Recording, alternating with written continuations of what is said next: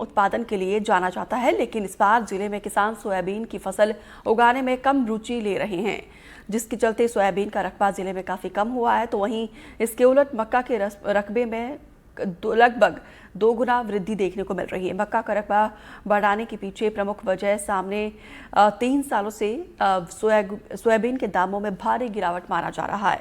मक्का का केंद्र सरकार द्वारा प्रोत्साहन दिया जाता है। सरकार एथेनॉल को ईंधन के तौर पर प्रयोग में ला रही है और जिले में एथेनॉल निर्माण के प्लांट लगे हुए हैं। सरकार यहाँ पे मक्का का समर्थन मूल्य 24 रुपये किया गया है सरकार के द्वारा, और इस वजह से किसान मक्का की फसल की बुआई ज़्यादा कर रहे हैं।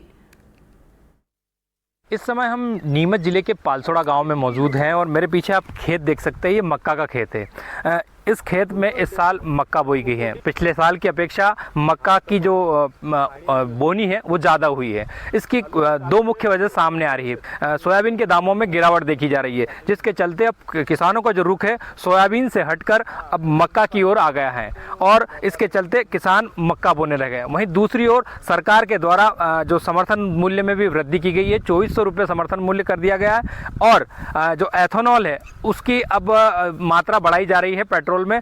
इस साल आपने मक्का क्यों बोई? सोयाबीन के दाम नहीं मिल रहे हैं, इसलिए हमने मक्का बोई है। क्या क्या रहता है, मतलब कितना दाम था और क्या अपेक्षाएं थी, कितना खर्च वगैरह सब? खर्च तो ऊपर जा रहा है, हमारा 4000 में बिक रही है, 3800 में बिक रही है, हमारा 7-8 हज़ार रुपये बिक के 6000 से ऊपर तो हमारी लागत मिलती है। नहीं महंगा पड़ रहा है हमारा सौदा है, इसलिए हमको मक्का बोना पड़ रही है। और मक्का बोने में भी हमको परेशानी आ रही है कि नीलगाय परेशान कर रही है, फिर हम सब तरफ से परेशान हैं।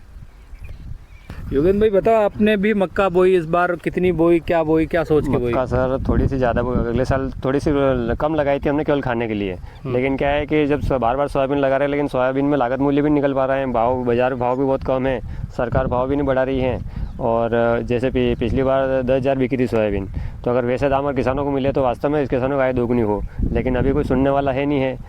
इस साल आपने भी मक्का की बुआई ज़्यादा करी, तो इसकी वजह क्या है दिख रही है आप लोगों? इसकी वजह एक तो सोयाबीन के भाव बहुत कम मिल रहे हैं और जो प्रॉफिट चाहिए सोयाबीन का वो नहीं मिल पा रहा, इसलिए बहुत सारे किसानों ने इस बार मक्का ज़्यादा बोई है। मेरी भी पहले कम थी, बोली इस बार ज़्यादा बोई मैंने। क्या लगता है, उम्मीद क्या लग रही है कि आने वाले समय में मक्का? उम्मीद ये है कि अगर जिस तरह सरकार ने जो इथेनॉल का जो किया है और इस तरह का चलता रहा तो मतलब आए हुए टाइम में मक्का और ज़्यादा होगी, क्योंकि सरकार इसके ऊपर ज़्यादा बहुत फोकस कर रही है।